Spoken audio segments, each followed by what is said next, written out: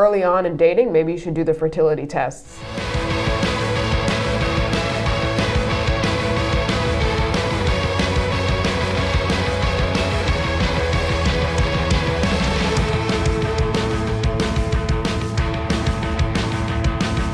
Hey, I'm Alex. And I'm Faiven. And welcome to Let's Talk About It. If you haven't already, please subscribe to our channel and like this video. Also, we want to hear from you, so comment below during the video. Today we are talking about hopes and dreams. How has the vision for your life changed over time? Or maybe it's exactly what you dreamed of. What's that song? Live your dreams, it's not as hard as it may seem. Girl, let's talk about it. But first, rapid fire.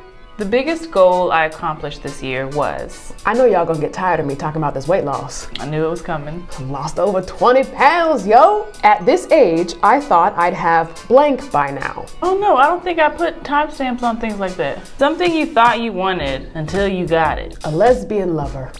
Wow! What dollar amount do you consider to be a lot of money? $100,000. I was gonna say Dr. Evil, $1 million. The last time that you had to accept something that didn't go your way was? Maybe my hair on set. Hair and makeup were both white women.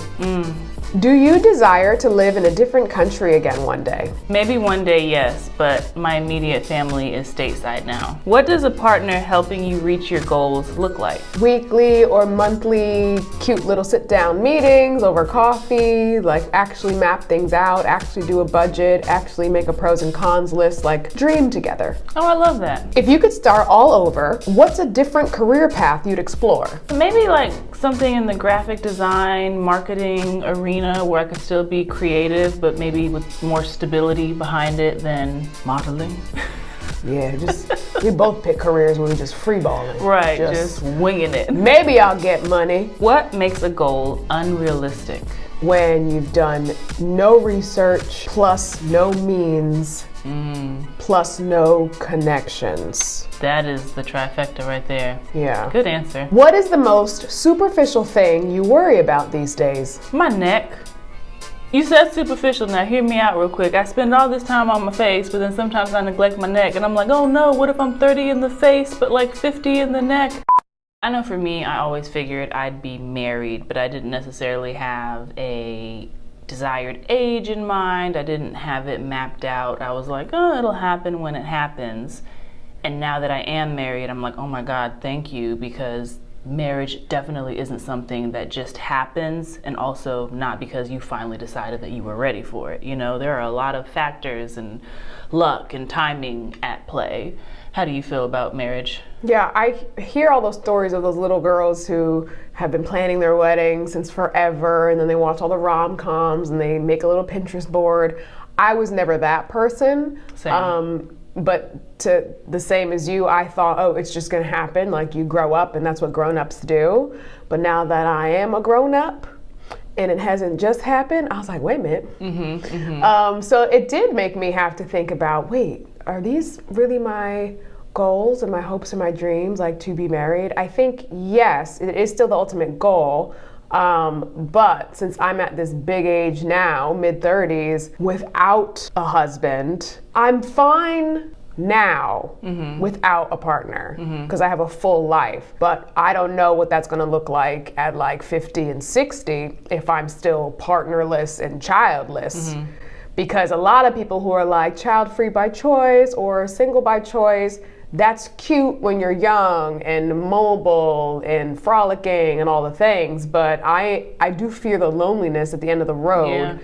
So I'm not gonna save face and say, I don't want marriage and kids just because I can't find nobody, because I genuinely do still desire that. But at the same point, I'm not gonna just rush into a relationship with somebody just to be like, okay, I did it, I'm done. I did that milestone, because those of you who are in relationships, you know that behind the scenes aren't as like rosy as what people show, especially on social media and stuff. So I'm not trying to be in a horrible situation behind closed doors but people will give me the validation because I'm married. No, absolutely. It's definitely more. It's not just about checking boxes, you know, because if you jump into marriage that quick, you could also be jumping into divorce that quick, you know, and I imagine, you know, we all want to find our forever person. Marriage isn't something that we take lightly.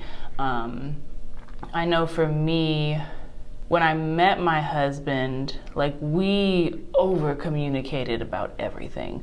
We didn't necessarily say that this is what we want to do by this and this age, and if it doesn't happen, you're not the person for me. But we kind of talked so much that it just allowed us time and space to really get to know each other's heart and trust one another, build that trust. He knew me well enough that when he proposed, like, he had properly read the room. Like, everybody doesn't necessarily want a surprise proposal. You know, maybe your partner's not ready for that. But I liked the surprise proposal because he kept it intimate enough that it was just with our family and friends. Would I have wanted something maybe in a restaurant with like a whole bunch of strangers and stuff around? No, because I don't require, like, that's just too much attention around me personally. But he knew me well enough that he was able to take not just any risk, but a calculated risk. And he also didn't feel any pressure in proposing because I wasn't rushing him. I wasn't like, all right, well, you said you love me, so 365 days, the countdown begins, you know, because I don't necessarily believe in ultimatums. But I think the way to avoid sticky situations all around is just to really be honest about what you want and what you're looking for up front, and just, there's no such thing as over communicating, especially when it's with the person you love.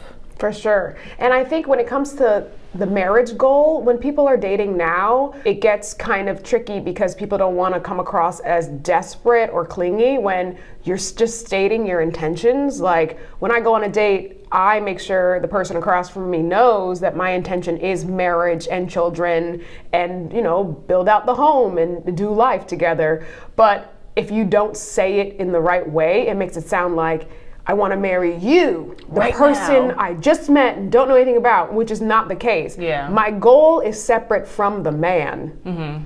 The goal is the same. The man can change. So you gotta work on the language when you're dating out here, because you scare people away when you're like, I'm trying to get married. And it's like, no, calm down, like, not to you in general. Because if you have a different goal, like if you don't believe in marriage, if you don't want to procreate, then you're not compatible with someone who does want that. So you just gotta stay firm on your goals. Again, the person can change, but your goal doesn't have to. But that also reminds me of, you know, all those stories of those girls who they always wanted marriage and then they end up in a relationship where the guy doesn't give them a ring, and so 5 years go by, 7 years go by, 8 years go by, and they're just living together, and then they're just like, oh well, yeah, I don't believe in marriage. Marriage is just a piece of paper. Girl, you want to be married. You want to be married, and he not marrying you. Well, you know I'm right, because at my big age, if I'm with somebody, first of all, if you see me outside with a boyfriend, if you see me post somebody, that's my man. Like, I'm not going to advertise someone that I'm just getting to know. I think that's kind of weird. The older I get, the more I think it's weird. So it's just me, myself, and I until there's a very strong contender for marriage and we're about to get married. I think to save face, a lot of people say that their goal has changed. Gotcha. Are there any goals that you have, and maybe you envisioned this being something that you do with somebody, but you're like, you know what? I'm not gonna wait on a man. I'm still gonna go after that goal. For example, I know a chick who, you know, of course she thought that when she was gonna move into her first house and become a homeowner, that, you know, getting the key moment was gonna be something that she shared with her husband. But she was like, I'm 30s, I'm 40s. I'm ready to buy a house. I'm tired of paying rent in this economy. And she became a homeowner. And she's like, I'm not waiting for a husband just because that didn't happen in the order that I wanted. I'm gonna give me my house.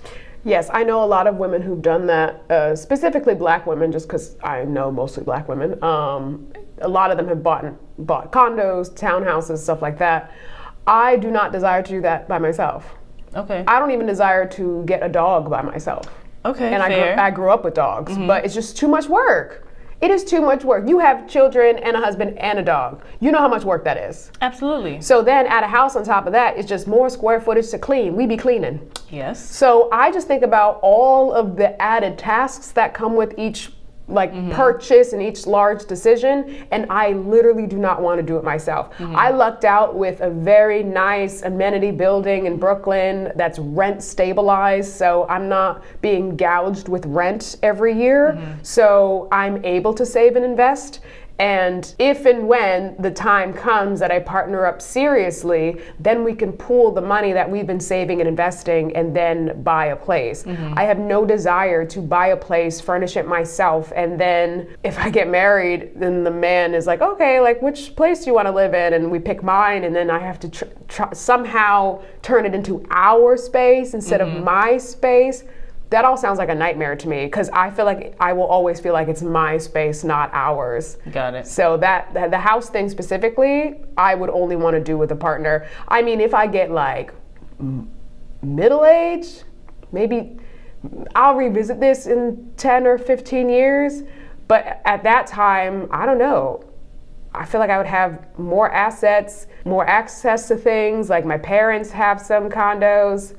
Maybe I'll end up taking over one of them as either the landlord, or maybe I'll move into one of them. I don't know, but I just know those more permanent decisions. I know nothing is permanent, you could sell, but like those more permanent and larger decisions, I do want to reserve for lifelong partnership. Got it. That makes sense. Yeah. Another huge goal that a lot of people have is kids, and you have kids. So what was your kid goal? I know you started kids early. Young. Yes, quite young. And then, but even still, after that, after you had Lily, were you like, okay, well, when I grow up, I want X amount more kids? Like, what was your kids' timeline or goal? So before I had any kids at all, and I don't know where this number came from or why, but I was like, I want 4 kids. And I think I even said that before saying that I want to get married. I just figured the husband would come, but I wanted 4 kids. And then I had Lily, and I became a mom really young, and I was like, whoa, 4 is crazy. Laughing now because it's like, all right, 3. It's like, girl, you're not too far removed. But I wanted 4. I wanted them to be relatively close in age because that's how my siblings and I grew up. But becoming a mom at 19 meant that to have siblings close in age, I would have to do it again at 20, 21, 23, 24. Like that was not happening. So that is definitely a goal of mine that has changed, and I'm totally okay with it. Also, becoming a parent that young means that I never felt the pressure or the ticking of a clock to, oh, gotta have babies because I'm running out of time, which I know, though, is a very real factor for a lot of women who want to have kids, are waiting to be partnered and feel like, you know, these eggs aren't getting any younger. My husband and I, when we talked about having kids, I didn't, similar to like the marriage conversation, I didn't necessarily know an exact window of when we wanted to start, but it was very important for us to make time and space to acclimate as a family, because it was the 3 of us now. Lily had a bonus dad. Joe came into a relationship that required him to also show up as an automatic parent. So there was like a huge learning curve there. The only timestamp that I did kind of throw out there, and again, I don't know where I'm getting these numbers from, 4 kids, cut off by 34, but I was like, you know, whatever happens at 34 happens. So if we have 1, if we have 2, whatever, but I think by like 34, 35, I kind of wanted to be done. Now that me and Lily are over the more, or have moved past the more challenging years, like, you know, financial stability and, you know, struggling our way through like government assistance and all that, I'm like, oh, okay, all right, this is fun now, you know, oh dang, I still get to be a young mom, you gonna graduate and I'm still gonna be in my 30s, this is kind of lit, you know? So that part is kind of going as planned. I was like, wow, so I'm pregnant again, this baby is due in December. February, I'll turn 34. So in a weird turn of events, I got my babies before the cutoff age that I said I wanted to. And I'm like, oh, it didn't happen how I thought it was going to happen or in the order. I never imagined that we would be a blended family, but I got my babies and I got them by the age that I said I wanted to be done. Oh, wow. So that just happened to work out. Listen, blessed and highly favored. Yeah. I love how you were like, yeah, I want to be done by 34. Meanwhile, I'm 35. I haven't even began. I'm sorry. No, I don't compare. It is what it is. You know what? Yeah, and everybody's timeline is different. Because you might pop out twins and be like, and done. And then you never have to go through pregnancy twice. Or I might not have kids. But you might. I might. But here's the thing. I just think it shouldn't be sad or weird. I guess you can grieve the life that you thought you would have. Like if you always wanted like a loving, happy marriage and then procreate within that loving, happy marriage and have 2 or 3 babies running around and you never get that. It's sad because you're like, dang, I don't know what that feels like. And literally don't know what it feels like. But also, I do think everything happens for a reason. Like, what if I am destined to be Auntie? What if I am destined to be like a Tracy Ellis Ross character and just be thriving and then like just be like the best family member there is to everyone else? But there are other ways into parenthood if that is what your heart is truly set on. See, that's never been my hopes and dreams and goals. Okay. I only desire children within the context of a happy, healthy marriage. And if I'm not married... All right, so say you are partnered though, and for whatever reason, who knows, you can't conceive, or he already has his, but you love this man so much that you're like, it's me and you, we're locked in. Okay, I'm not that religious, but I still don't feel comfortable playing God in the sense of freezing the eggs and doing the IVF and doing all the things. Okay. I'm just like, if it doesn't happen naturally, then it's not meant to be for some reason. I don't know why I feel this way, but I do feel this way. Okay. I don't know. And the only thing that would be sad there is if a guy does want a baby from me naturally, but he also would know my age going into this, so it is what it is. I don't know, and I think because I'm in my mid-30s, a lot of people I'm dating who are older, they're like late 30s or 40s even. Some of them do have kids already, or some of them never wanted kids, hence them being like 44 with no kids. So it might just all work out the way it's supposed to work out. I know double income, no kids, they call them dinks, is a way of, yeah. You never heard that? No. Dinks. I know, it sounds... it sounds insulting. It do, but they like love that moniker, like double income, no kids. So you can live like pretty well, because 2 incomes, then you don't have any kids. So it's pretty self-explanatory, and they're like, yeah, just we outside for life, just we outside energy. And there are some people like that. So I don't want to dive too much into the fantasy in this arena because when things are not in my control, we talked about how worrying doesn't solve anything. Nope. And then, yeah, and just simmering on a thought doesn't solve anything either. Just like be the best version of yourself, save as much money as you can, invest as much money as you can, get healthy, get fit, be a good person, show up for your friends and family, network, build community, and whatever happens, happens. Yeah, I think that flexibility is so important, and the ability to adapt, because we can make plans until we're blue in the face, but life just has a way of kind of going the way that it's going to go, when you're either on board and you can, you know, move with that, or you can resist it so hard that now you find yourself in this downward spiral because things didn't happen exactly the way you envisioned, you know? My mom did tell me a sad story once. I think it was one of her cousins or maybe an aunt. Got married, was happy, the whole house, all the things, and she could not conceive. They discovered that later in their marriage, and the husband left her because he really wanted a family. So he left her, got with another woman, and had a family. And then she was just left alone. She never partnered up again. That is very sad. It is actually very sad because there's nothing you can do about that. Yeah. So maybe that's a cautionary tale too. If you're dating older, especially past geriatric pregnancy years, like 35 plus, and if both of you want kids early on in dating, maybe you should do the fertility tests. That would like save a lot of heartbreak down the line, because if you're madly in love, you get married, you move in, you do all the things, and then you're like, oh, turns out I can't conceive. That's a possibility, because and it's not just on you ladies, like something could be wrong with the sperm count. Exactly. So both of you should get tested, because that would be very sad that you're not breaking up for lifestyle compatibility reasons, but literally just like your insides. So that's really sad. So relationships is definitely a big part of hopes and dreams and the visions that we have for our life, but there are other things that contribute to that arena as well, like career goals. I know for me, I have just learned that that path is not linear. Like, I grew up and went to school with a lot of kids that were like, I want to be a doctor, this is the school I want to go to, my dad went to Texas A&M, and I just was like, how do you have this all figured out? And I was so envious of that. But what I know now is like, that is not the norm for a lot of people. A lot of people kind of fumble maybe through college in those earlier years before they even figure out like, oh crap, I didn't even need those credits because this is what I really want to do.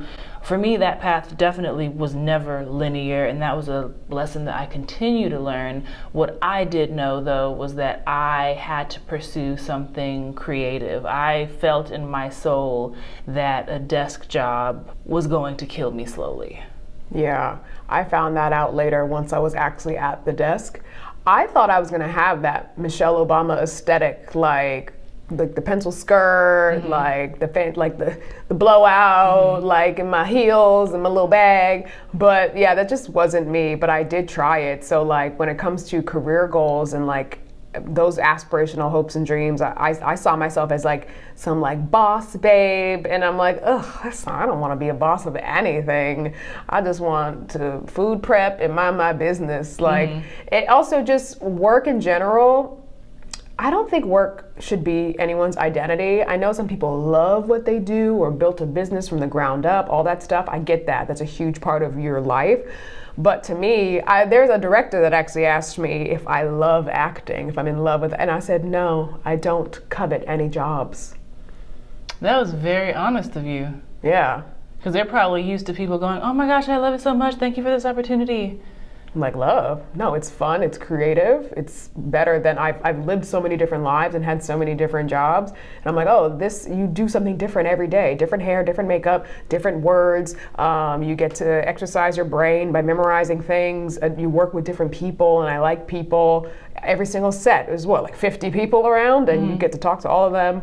Yeah, but do I love the job? Like, what do you mean? What's that quote? I do not dream of labor. Yeah, and it was a director I met because he booked me on something. He saw my tape and we did a callback and I booked it, and then like he saw so many people and he was just like, but your audition is so like effortless. It's so, there's no stress. You're just vibing. But maybe that's because of the perspective you have. Like, you don't have all of your hopes and dreams, your identity attached to this job. Exactly. And I think I learned that lesson a long time ago when having the secure job did not bring me joy. So to not live that life in vain, I was like, okay, at least let me pay off my student loans with this salaried career so that I can walk away and being like, I did hate that job, but I'm debt free now. Gotcha. And so just having a bad experience at work really puts a lot of things in perspective for you, because you spend 5 days a week there and you're like, this can't be life. This can't be life 5 days a week for 40 years. And then you're it's just. Yeah, living to work did not appeal to me. One thing that I knew, again, I became a mom very young, was that I did not think I had it in me to be a stay-at-home mom. I had to get outside of the house and miss my kid and miss the home so that I could come back and be like, it feels good here. I feel like being inside of the house all day the same way that maybe being behind a desk all day would just equally drive me nuts. So I knew that I had to work outside of the home. I knew I needed some kind of work-life balance. I couldn't be, too far on either end of the spectrum. I'm in a sweet spot now though. Like, I did work more than I wanted to with Lily because, again, it was a different time. Like, the financial stability wasn't there. So I would work 40 hours a week at a salon trying to build my clientele. Then I would go and work a retail job to close. And it was really hard. Like, I cried sometimes because I was just like, I wake my kid up for the day, then she's with grandma. By the time I come home, she's in bed. Like, there has to be more to life than this. Salons are open on the weekend, so I wasn't even necessarily getting the weekends with her. It was like 1 or 2 days a week that I could spend with my child, and I hated that, but that was just the situation I was in at the time. Fast forward to my son, who is almost 2, and you know, the landscape of our industry has just changed so much. I'm able to do self-tapes at home. I'm able to go to New York for a job or a direct booking as opposed to having to schlep myself there just for an audition with the hopes of landing it. So I feel like a part-time stay-at-home mom and a part-time working mom, and I love it. I'm so grateful that I'm in a place now where this is even an option, and then I also have the backing and the support of a husband whose job is more structured than mine, but together we're able to make it work, and I don't have to feel any kind of remorse or mom guilt, because now I'm finally, years later, getting the time with my kids and also getting to make up some of that time that I feel like I lost with Lily. Yeah, I get that. And it's funny because the way your day is structured just works out perfectly, where you can still do all the things at home and then go, oh, I have a shoot, and you like go to New York and shoot. But that's an example of something that you can't like plan for. At all. Like if you ask a 20-year-old person what you want your life to look like, it will be very hard for them to be like, yeah, so I want to do most of the child rearing by myself, but then a couple times a month I want to go do my shoots and like freelance that way, and then I'm going to marry somebody who has a stable job. Like it's just so specific. Yeah, and it's so by chance. Like you can plan to a degree, and then the rest of it you just got to give it to God, the universe, or whatever way your belief system is set up. You know? Exactly. Which is why I don't really have specific career goals anymore. I do vision boards and all that stuff. But I more want to do specific things such as, hey, now that I'm in this fitness journey, it would be cool to one day on camera do like a fight scene or something that like, Ooh, I would love to see you whooping ass. Exactly, and just like have that on camera as a memory of like, look, when I was at my fittest and I'm fighting and I did this choreography, that's just a goal. So whether that's in a movie, whether that's in a TV show, whether it's in a funny commercial, they have all types of commercials these days, that's just like a goal. But I'm not gonna get any more specific than that, because what is the point? You don't know how life is gonna go. And I know two specific actors. They're both in LA. Both have done pretty good work on a lot of things, but I realize they are struggling with the acceptance of how life and money actually works, because in the acting industry specifically, there are a lot of eyes on you, and there's a cool factor, especially when you're online. If you're verified on your social channels, if you're on red carpets for your premiere for your show or movie, the behind the scenes doesn't always match. So these women that I know, they don't really have any money, because if you do the math, like if you shoot a show, say you make a few thousand per episode, but it's a limited series and there's only 8 episodes, minus taxes, minus commissions, you actually make more money if you just work at Hollister or something. For real. If you're like, I'm the assistant manager at Hollister and my salary is more than that person who's on TV. But the person on TV has to keep up appearances, and you pay for your own glam, you pay for your own stylist, you pay for transportation to these events, but you look so cool online. And that is the case with these girls that I know, and they refuse to eat a slice of humble pie and get another job. I'm like, okay, I get it. If you don't want to go from a popular TV show to waiting tables because you don't want to be made fun of or whatever, like that happened with that guy at Trader Joe's, the one who was on something. Cosby Show? Yeah. And then Tyler Perry gave him a job because people were making fun of him. That was just sad. And so it does happen, and I get that. But the majority of working actors are not famous, and you can totally work other jobs. And I've always been humble and worked other jobs. I go from being number 1 on the call sheet on a production for a commercial for a big brand, and the next day go work an event in Midtown. Money is money. Like, don't you want to save and invest and pay your bills and not stress and be able to visit your friends and family? So I don't know. If you can dream about, I want to be an actor, but if you want to be grounded about it, realize that it's freelance. You don't know when you're going to book. You might book one thing in a month. You might book something every week in a month. You don't know. So to have that plan of like, okay, I'm going to do a work from home job, part-time customer service, or I'm going to work events, or I'm going to get that Etsy shop popping. You just have to be realistic and humble. So those goals of mine, I didn't know that was the case. I thought, oh, once you're on TV, that means Mama, I made it. Yeah, it's like, oh, I'm rich, I make a lot of money. No, Yeah. that's not true. So that goal has only changed once I started working in the industry and knew the reality where I'm like, okay, at least I'm doing other things. Yeah. I think something that I have struggled with, again, that when that curtain kind of is pulled back and you're like, oh, that's the moment you are able to figure out for yourself, am I really about this life?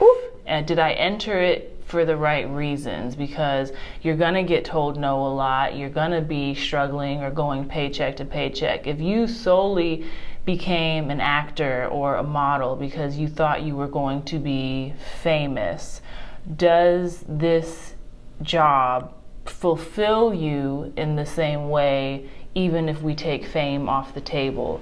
A big oh, okay moment for me happened not too long ago where social media has changed the landscape, right? So before, to model, you had to be a certain age, and if you were too old, you phased out. I don't do high fashion or runway or anything like that. So for one, within the commercial modeling industry, there's just not the cap on the age, which is cool, and it's actually a good thing. But in my mind, am I able to make peace with, oh, they're not submitting me for necessarily the young, cool girl stuff like you said anymore. There's still a job for you, but are you okay with what that job is? It might pay the bills and keep the lights on, but it's not always glamorous, exciting, or like even post-worthy. Are you okay with that? And I've been served a couple slices of humble pie, and I've also turned down some things because I was like, this is my boundary. I am in a position where I can say no to that, and y'all not about to have me looking crazy. But I do still love the flexibility. I love the creativity. I love that I get to meet new people every day and just, I don't know, like physically be in a different environment. Like New York feels nothing like DC, and then I love that I have DC to come back home to when I'm like, whoo, New York is crazy, But yeah, no, modeling is not what I expected at all. It is not as glamorous. Of course, when I envisioned it first go around, I was like, I'm going to be on the runway, I'm going to be strutting my stuff. And then I found out that my goal is also no longer to be that skinny, which is a huge problem if you are trying to be a runway model. They get their token plus size model and then they're good. And you really don't even see that many mid-size models on the runway. You're either really skinny or you're really plump and voluptuous, but also plump and voluptuous in all the right places. Like you have to be like a figure 8. Your jawline still has to be chiseled. And I don't know if you know this, but like weight doesn't say, okay, I'll just gain here and lose here. Like most people, if they gain weight, they gain it in the face too. Most pregnant women, if the face is getting full, guess what? The nose is also spreading. Like you just can't tell your body where to distribute what. And so I think being a mom definitely influenced like some of these goals and goal changes of mine. Like, no, I don't. I want to be healthy. I don't want to be skinny. I want to model something that I would be okay if my kids followed in my footsteps.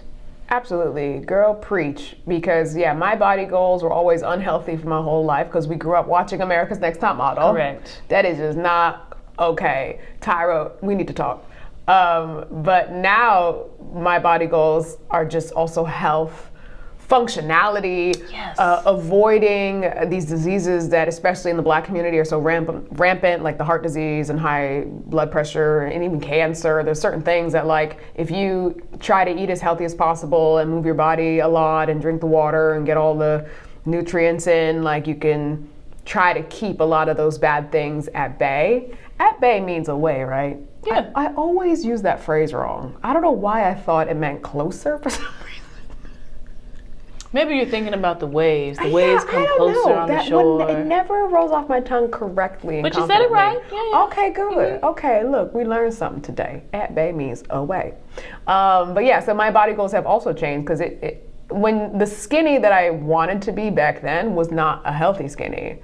But now that I understand muscles and protein and just calories and all the things. I'm like, oh, I can be slender and fit and healthy and still have that smaller frame. And that's like more exciting to work towards, because you actually have to work on it like it's a part-time job or a really intense hobby to reach those goals. You can't just casually eat whatever. You can't just skip breakfast all the time. You can't just sleep in. You can't just stay up late. Like, it's actually, there's structure to achieving certain body types, and I enjoy that because I'm so type A, and so that goalpost has definitely moved from like, oh, I don't have to be a waif. I can lift. Yeah. Something that I struggled with often was, is that really how you feel now? Or are you just giving up because you can't get your waist to 25 inches anymore? You know, that voice in our head is so strong, especially the negative one. But I can honestly sit here today and say, no, I don't feel like I'm giving up. I'm still working as a model. I just have no desire to have the same size waist as my 13-year-old daughter.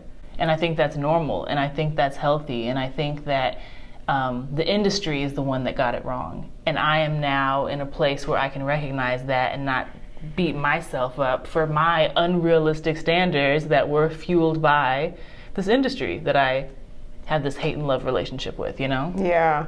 I do like that some women are being realistic online about anti-snapback culture too, because there are some women who are just genetically blessed. That too, it's like they're naturally skinny, and I'm glad that they are sharing that with the world. Yeah, but don't just, like, from the back, you don't look pregnant at all. You turn to the side, you have a huge basketball, then you give birth, and 2 days later you back to and then you post it as if you worked hard for it when you're naturally like that. Yeah. That's what I don't like. You know, Nara, I made it from scratch. My husband wanted a blueberry, so I grew it in the back from scratch. She's very tall. She has shared her height on her stories. She does Q&As, and she is a mom of 3. Her baby is, I'm not sure how old, but somebody asked her about her workout routine, and she was like, to be honest, I don't really work out.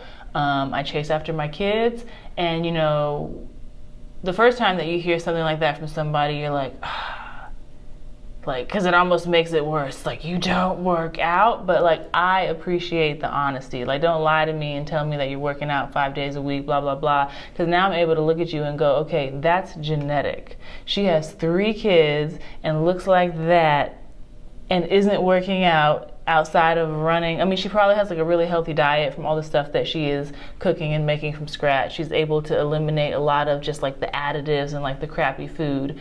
I don't know if she breastfed or not. I don't know if that was one of the questions that she answered, but I remember definitely looking at her like, they still She's up here. also in her like early 20s, I She's think. that too. She's so young. And so I'm like, okay. And so it's just like another reminder of the thing that we always know, but easier said than done. You cannot compare yourself to somebody else. It doesn't matter if, well, she's on her 3rd baby and I'm on my 3rd baby. I'm on my 3rd baby over like a 10-year time span. I have different parents. My genetic makeup is just different.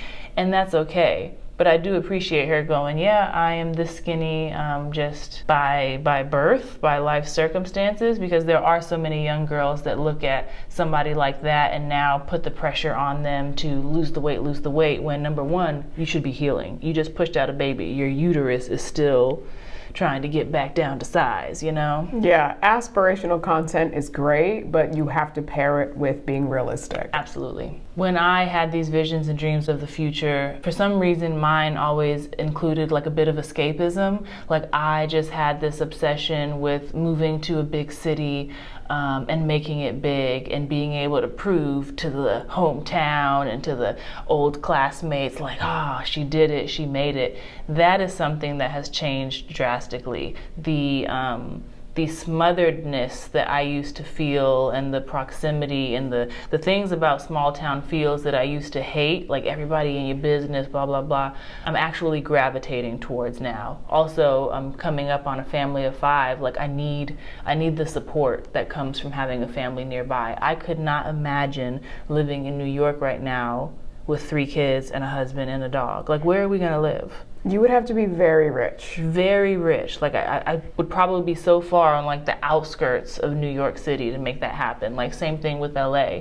And I don't view that as like a sign of failure either, because it's like I kind of did it in pockets. You know, I was able to live in LA for a period of time. I was able to live in New York for a period of time. And what I learned in those experiences was, oh dang, I thought I needed to be somewhere where the sun shined all around. And then when I got there, I was like, this don't feel like Christmas at all. This feels like very superficial and just detached in a way that, like, I don't know, I'm just struggling to connect and feel grounded here. So sometimes getting what you want and then realizing like, oh, hold on, can I change my request, you know, also ends up being like a blessing in disguise. Yeah. Like, did you always see yourself in New York? Are you open to ever leaving New York? I didn't even know I was gonna come to New York. Okay. It was on a whim. I had my corporate job in Massachusetts and I was just applying to different things. And I so happened to get a job at NBC and moved to Midtown Manhattan in my 20s. Like, it was so random. Had I never gotten that job, I would have never moved here. And then I would have never become an actor since I was already here. Whole trajectory would have been different. Exactly. So it's like that movie, Sliding Doors. Haven't seen it. It's Gwyneth Paltrow, old movie, and it's like a split thing where The two different ways her life could have yeah, gone. because she misses the train because the doors close in her face, and then the other version is she makes the train. Got it. So yeah, it's like just one decision can change the whole trajectory of everything, which is why everyone's obsessed with the metaverse, and they're like, it's real. But I digress. All the versions of ourselves out in the universe, apparently. Yeah. So people ask me all the time where I want to settle down and what my plan is, but I'm just so realistic and practical that I'm like, I'm a big status quo person, so if nothing is changing, then nothing has to change. So I like where I live now. I actually have a low cost of living in New York because I'm like, I don't have a car, I don't need a car, so all the car expenses are completely gone. I go to Trader Joe's for my groceries, which is quite affordable. I cook mostly. I don't even really order DoorDash and Uber Eats or anything ever unless I'm coming back from a trip and my fridge is completely empty and I'm starving because I just got off the plane or something. Then I'm like, I need something immediately, and it's normally sushi. But other than that, like, people make choices to live in certain lifestyles, and I'm like, I'm not paying for a fancy Equinox. I'm not going to Soho House with that membership. I'm not doing a lot of these New York amenities that you can do because I stay in my lane. Don't get me wrong, I am a +1 a lot of the times. I will +1 my way into fancy things that I have no business being at based on my bank account. But that's neither here nor there. But as far as like dream location or by the beach or by the mountains or by the forest to hike, no, because you can always go somewhere on vacation. Right. So it also will depend on who I end up partnering with, because whether I have kids or not, we already went over this, I do still desire a partner like my permanent +1. And it would be interesting to see what their job is and where their life brings them, because I'm happy to also go with the flow with that too. It'd be really exciting if someone's like, hey, we're gonna move to Pasadena, or we're gonna move to Toronto. I'm like, okay, cool, right, whatever, babe. Right.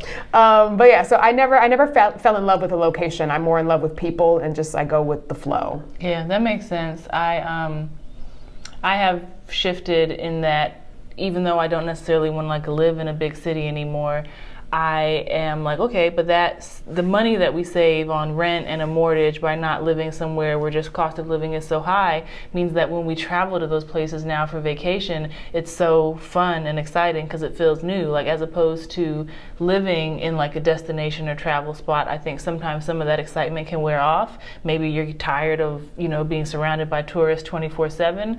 And that was something that I just had never thought of. Like, I always thought that the goal had to be that fancy destination. Like, nah, live somewhere that is like affordable within your means, and then round up your kids and like go travel there. And I'm like, yeah, that's an option too. I like the sound of that more, and it seems something that's more financially just like in line with where we are as this growing family of 5. Yeah, I heard some celebrities do that. Like, I think Justin Timberlake and Jessica Biel. I think they have a place in Tennessee. Okay. I think Ashton Kutcher and them have a place somewhere random too that's not a Hollywood town. And that's smart. And I think Mila Kunis did say her kids don't know that they're rich and famous, which is hilarious. Love that. Because they just live like regular people in probably a very nice house, but still regular people in a suburb chilling, and then you hop on a plane and you fly somewhere, you shoot whatever you need to shoot, you go back home and you live in a regular life. That is hilarious. I wish I could be a fly on the wall when the kids find out, wait a minute, everybody knows who you are. The minute they get on social media, it's a wrap. It is funny though when the rich people want to live regular even though they have the means to live big, and because you can only dream of that amount of money, like the average person, right? So younger me, of course, wanted to be rich because that's all you see on TV and things. Yes, lifestyle of the rich and the famous. It was an MTV show. Yeah, but now I'm like, I just want to be comfortable, which I am, and I'm not rich at all. So I'm like, I'm big on having a large margin, so whatever your fixed expenses and everything is, make way more than you need. And I do that, but by living very simple. Yeah. Like I make such basic choices and save and look for cheap flights and do all these things, and I don't buy bags and I don't have fancy hair and nails and all these things. So my cost of living is so low so that when I do book a job, that can stretch so much. And it feels so great to have a buffer all the time because I have some rich friends who don't have a buffer. So I'm like, yeah, you rich, but you have to spend thousands to keep up with your lifestyle. I don't have any of that lifestyle creep, so I'm just chilling. So my goal, my money goal has changed because it's not, oh, I need $10 million. It's like, girl, you can make a regular salary, but just learn about finances and budgeting, and then you can still be super comfortable. And then whatever little amounts you're investing over time, by the time you get to a retirement age, you have a nice chunk sitting there, and that's where I am. So my goal has definitely changed when it comes to money. How about you? Yeah, I'm in the same boat. If I am being brutally honest with myself, I'm not even motivated enough by money to be rich. I don't know enough about stocks and investing and the things required to make, what is it called when you're making like the money, the Compound interest? or like, Dividends? like residual money or whatever, when like Dividends. Yeah. See, I'm learning on camera. But yeah, I'm just not motivated enough, you know. I just want to be comfortable. I want to be able to provide for my kids and contribute to like their savings and things like that. I want to be able to travel with my husband and my crew once a year. And not have to worry. There are some superficial things that I was like, oh, it would be nice if I could afford that, but I'm not gonna put us in a negative situation trying to get there. Like, sure, I would love a little Botox more regularly. I can't tell you the last time I had it because it's just not responsible. Like, we are saving up for a house. You want a house or you want a smooth forehead? I will take the house. So whatever lines you see, mind your business. My husband loves me, so I'm okay with this, you know? But yeah, I think a lot of goals and hopes have changed along the way, but they've been good changes. And even if they have blindsided me sometimes, like I look at the outcome and I'm still just like, thank you, God. Thank you for the things that I thought I wanted that I didn't get, especially. Won't he do it? We want to hear from you. How have your hopes and dreams changed over time, if at all? Yes, let us know in the comments below, and be sure to like and subscribe and follow us on Instagram and on TikTok. And be sure to tune in to next week's episode. Let's talk about it. Don't take it personally.